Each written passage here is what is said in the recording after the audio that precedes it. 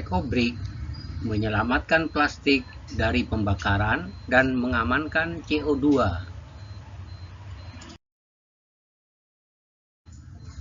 Membuat EcoBrick adalah cara yang sederhana dan mudah untuk memastikan plastik kita tidak dibakar secara informal atau masuk ke dalam tungku pembakaran skala industri yang keduanya dalam tingkat berbeda melepaskan CO2 dan toksin ke atmosfer sekaligus mendorong berlanjutnya produksi plastik. EcoBrick yang digunakan secara lokal oleh rumah tangga dan komunitas adalah cara untuk menghindari keterlibatan dalam proses industrial dan ekonomi kapitalis yang bergantung pada minyak bumi.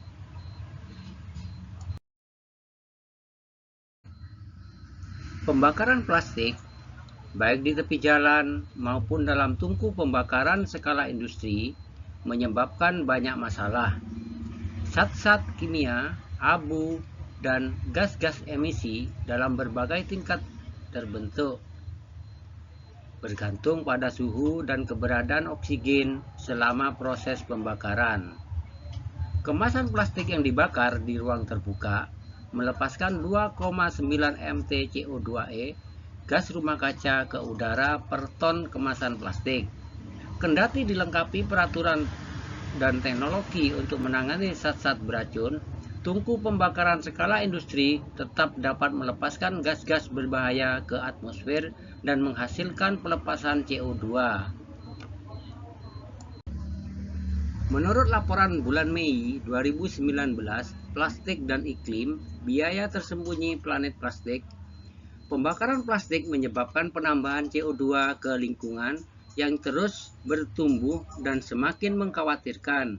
1 ton plastik yang dibakar dalam tungku skala industri melepaskan minimum 0,9 metrik emisi bersih CO2e, bahkan setelah memperhitungkan listrik yang dihasilkan dari proses pembakaran.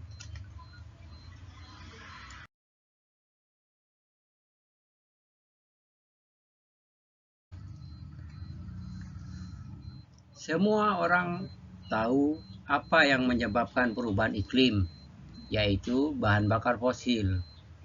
Yang kurang diketahui adalah bahwa plastik juga merupakan pencemar iklim karena terbuat dari bahan bakar fosil seperti minyak mentah, batu bara, dan gas alam.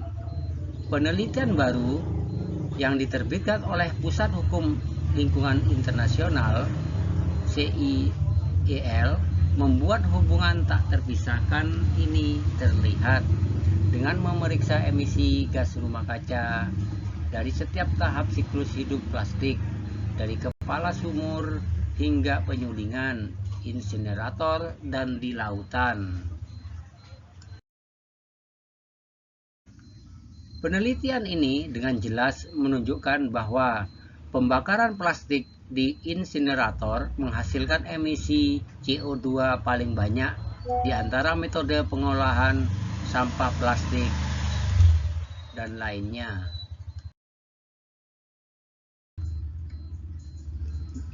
Dalam penelitian tersebut, membakar 1 metrik ton plastik dalam insinerator menghasilkan hampir 1 ton emisi CO2 dengan memperhitungkan produksi energi dari proses tersebut.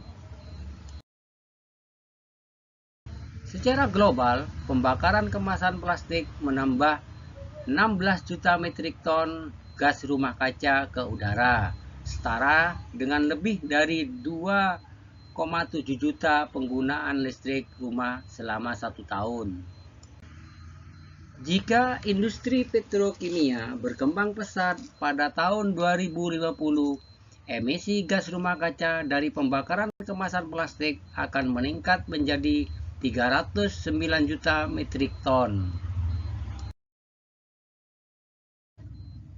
Dampak iklim dari pembakaran sampah plastik di Amerika Serikat adalah sekitar 5,9 juta metrik ton pada tahun 2015, yang setara dengan 1,26 juta kendaraan penumpang yang dikendari selama 1 tahun atau lebih dari setengah miliar galon bensin yang dikonsumsi. Pembakaran plastik juga merupakan antitesis ekonomi sirkular atau regeneratif. Pembakaran skala industri membuat ketergantungan masyarakat terhadap penghasilan limbah yang mengalihkan limbah dari daur ulang industri dan pemanfaatan kembali yang bersifat lokal dan regeneratif. Di kota-kota seperti Singapura dan Tokyo, tempat pembakaran skala industri diterapkan. Pengamanan bahan oleh warga anjlok hingga hampir nol. Para kritik menilai pembakaran skala industri memperkecil keterlibatan warga dan menurunkan kesadaran ekologis masyarakat umum. Pembakaran skala industri tidak memberikan insentif mitigasi untuk mengurangi konsumsi atau menggunakan plastik. Pembakaran skala industri sejatinya adalah sistem linier dan tidak membantu peralihan dari plastik maupun menuju ekonomi sirkular yang memanfaatkan sumber-sumber daya yang tersiklus. Sebaliknya, dengan mengemas plastik ke dalam botol untuk membuat ekobrik, kita mencegah plastik dibakar atau terurai. Ketika dibuat menjadi ekobrik, wilayah permukaan bersih, seluruh plastik yang dikemas berkurang ribuan kali, dan dengan demikian juga mengurangi paparan ultraviolet. Kepadatan ekobrik yang telah terkemas biasanya antara 30 sampai 40 gram per mili, juga membuat ekobrik sulit terbakar. Ketika digunakan dalam bangunan tanah dan ekobrik seluruhnya terselubung sehingga tidak terpeluang terdegradasi oleh ultraviolet, panas maupun gesekan. CO2 dari plastik secara efektif diamankan tanpa batas waktu, persis seperti minyak bumi yang belum terjamah di perut bumi, yang adalah gudang CO2 alami. Secara khusus, penggunaan ekobrik dalam bangunan tanah untuk membangun ruang-ruang hijau lokal atau tembok-tembok tanah dianjurkan oleh Global Ecobrik Alliance atau GEA. Bangunan tanah dan ekobrik berfungsi untuk mengamankan plastik dari bentuk-bentuk utama potensi penguraian. Dengan cara ini, ekobrik meniru sistem pengamanan alami tersimpannya biomasa yang syarat karbon prasejarah di perut bumi, yang mencegah keluarnya hidrokarbon ke atmosfer, menstabilkan iklim, dan menghadiahkannya kepada zaman-zaman berikutnya.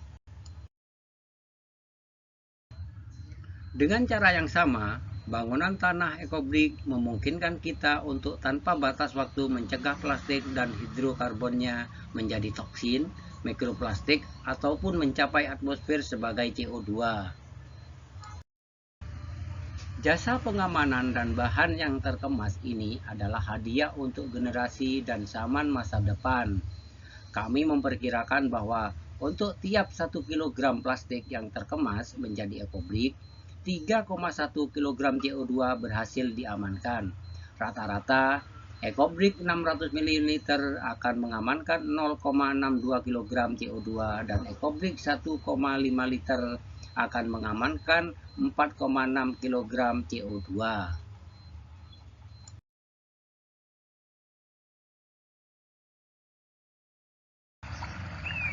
Demikian, semoga bermanfaat.